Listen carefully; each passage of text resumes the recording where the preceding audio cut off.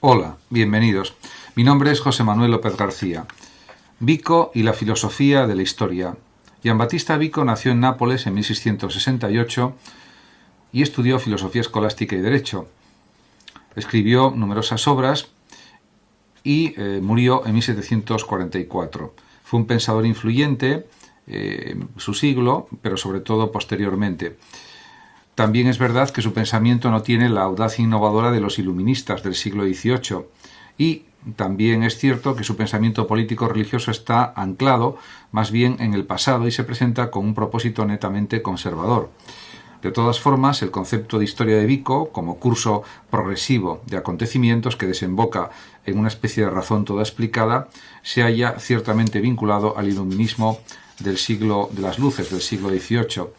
Lo que también es evidente es que toda su doctrina rechaza, la doctrina vickiana, el optimismo implícito de la noción de progreso y se inspira en el principio de una razón problemática que a través del hombre y por el hombre se abre camino a la historia. Su obra más conocida y principal, como es sabido, es La ciencia nueva, que tuvo sucesivas reediciones. Ciertamente, Vico considera que el racionalismo cartesiano es insuficiente en el campo filosófico. También afirma Vico que Descartes, aunque llega a la conciencia de la existencia, pero no a la ciencia, pues realmente esto no es todo lo que se podría conseguir usando bien, diríamos, la filosofía, porque para él la filosofía sin la filología es algo vacío y viceversa, la filología sin la filosofía también es ciega. En este orden de cosas es evidente que los esfuerzos de el propio Vico pues buscaron otro tipo de filosofía, decididamente contrario a una filosofía abstracta que simplemente consista en elaborar verdades de razón o explicarlas, o que diríamos que solamente se base en lo conceptualmente verdadero, como por ejemplo sucedía con el racionalismo cartesiano. Vico lo que realmente quiere es elaborar teóricamente aquellos principios universales cuya validez y fecundidad permitan comprender y explicar las principales fases de la historia. Vico, por tanto, considera que el hombre también es sociable por naturaleza, y esto explica también muchos acontecimientos históricos, explica también muchas cuestiones de tipo histórico. Pero además, Vico está convencido de que el ser humano, además de sociable, es libre, y en este sentido se opone claramente al pensamiento estoico y por lo tanto se posiciona en contra del hado o del destino de los estoicos y también del azar de los epicúreos, y por lo tanto de ese azar basado en el atomismo epicúreo.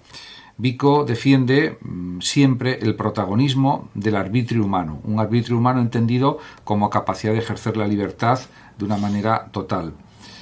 Según Vico, el hombre cambia a lo largo del tiempo y junto con él cambia todo lo que produce. Por lo tanto, hay una evolución, diríamos, histórica, indudable, y además Vico divide la historia en varias etapas, en 3 etapas: edad de los dioses, edad de los héroes y edad de los hombres.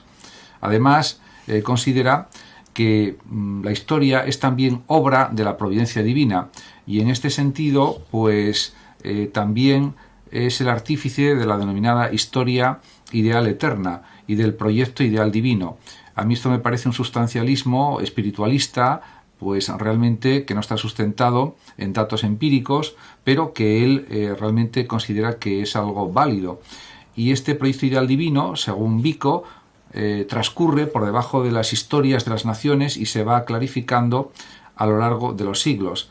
Diríamos que hay pues unas reminiscencias de esto de alguna forma en el idealismo absoluto de Hegel, en su concepción de la historia, en la concepción de la historia hegeliana, o por lo menos hay un cierto parecido a esto, la astucia de la razón que decía el propio Hegel.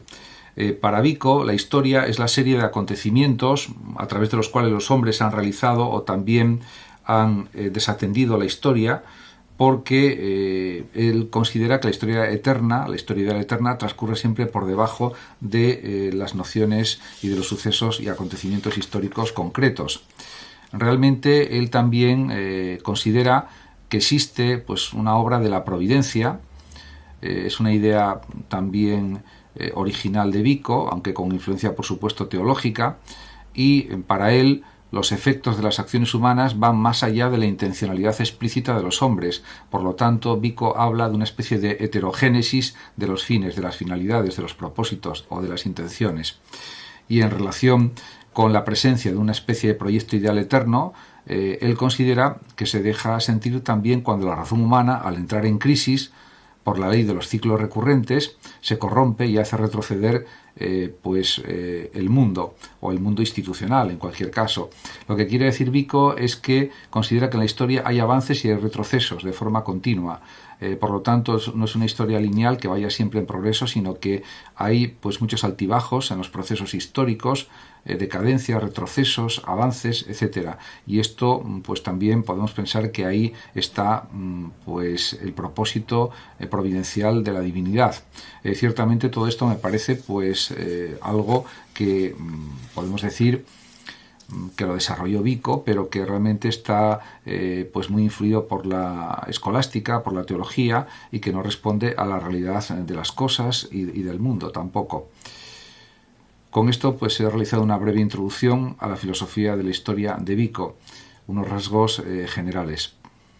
Muchas gracias a todos por su atención, saludos a los oyentes de Radio Sofando de México, y por último decir que el que lo desee puede compartir este vídeo o simplemente suscribirse a mi canal. Hasta siempre.